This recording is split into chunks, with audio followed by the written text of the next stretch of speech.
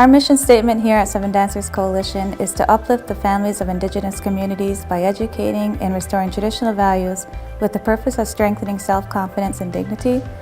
We strive for an environment of peace and tranquility to heal all Indigenous spirits.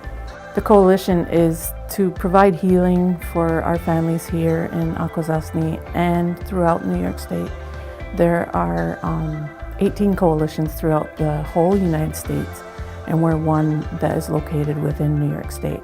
And we work with all Native people in the state. They don't have to be federally recognized or anything like that, so we see anybody that comes to our door.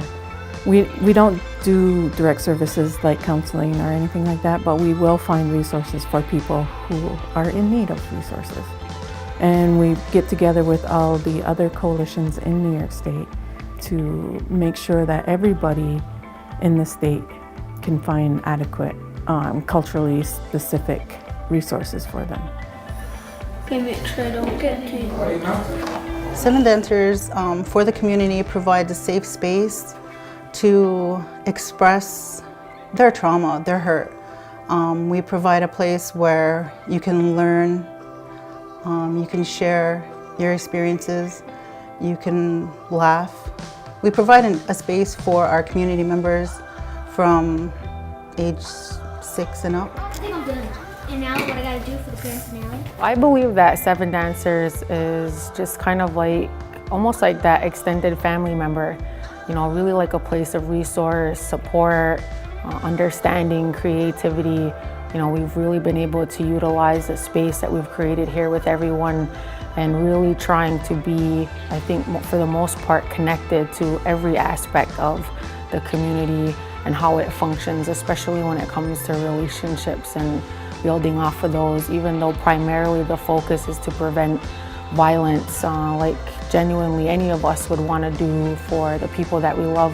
That's genuinely the space that we get to come from, is a space of goodness that we don't want anybody else in the community to hurt like we wouldn't want our family members to hurt. And so we've been very thoughtful and genuine in the way that we approach violence and the solutions to trying to prevent, you know, any more hurt from happening. So I smudge to my ears to hear those truths. I smudge to my heart to feel those truths. I smudge over my mind. The biggest thing is a safe place. So coming to a men's organization, because we've been waiting, you know. There's a lot of things out here in this community that are geared towards women and finding their place back in the community. So now the men are asking, well, where's ours? So I've been doing work with men for 20 years now, but to find a place that we can actually really go to the trauma-based places and visit that in a good, safe place. So by saying that and knowing that's anonymous, and we can get to some of these issues as men. So in that sense, we're emotional when we're infants, huh? And then we're mental as teenagers, we're physical as adults. Seven Dancers before was all women, and they were like really helping the women, and that was good.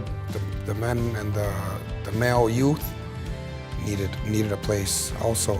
Me and Harvey came on here, and I believe that it balanced everything out.